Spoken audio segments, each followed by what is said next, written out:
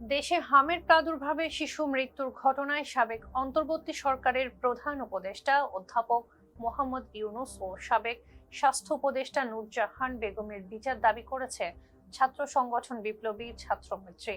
বুধবার বিকেলে ঢাকা বিশ্ববিদ্যালয়ের রাজু ভাস্কর্যের পাদদেশে প্রতীকী মরদেহ নিয়ে বিক্ষোভ সমাবেশ করে সংগঠনটি। সমাবেশে নেতাকর্মীরা অভিযোগ করেন, হামের প্রকোপ নিয়ন্ত্রণে ব্যর্থতার ফলে শত শত শিশুর মৃত্যু হয়েছে।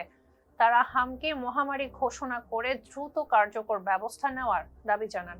বিপ্লবী ছাত্র মৈত্রীর সভাপতি দিলীপ রায় বলেন, শিশুদের জীবন রক্ষায় সরকার ব্যর্থ হয়েছে। তিনি অভিযোগ করেন, গুরুত্বপূর্ণ জাতীয় ইস্যুতে রাজনৈতিক দলগুলোর নীরব ভূমিকা পালন করছে। সংগঠনটির সাধারণ সম্পাদক জাবির আহমেদ জুবেল বলেন, দেশের 64 জেলার 58টি জেলাতেই হামের প্রাদুর্ভাব দেখা দিয়েছে, কিন্তু এখনো কার্যকর উদ্যোগ চোখে পড়ছে না।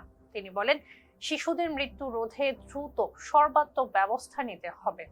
সমাবেশে আরো বক্তব্য দেন নুজিয়া হাসান রাশা ও জাহিদুল ইসলাম রিয়াদ। তারা বলেন, শিশু মৃত্যুর ঘটনায় দায়ীদের তদন্ত করে আইনের আওতায় আনতে হবে। ছিলাম ইরিন আহমেদ। ফেস দ্য পিপলের সঙ্গে থাকার জন্য ধন্যবাদ।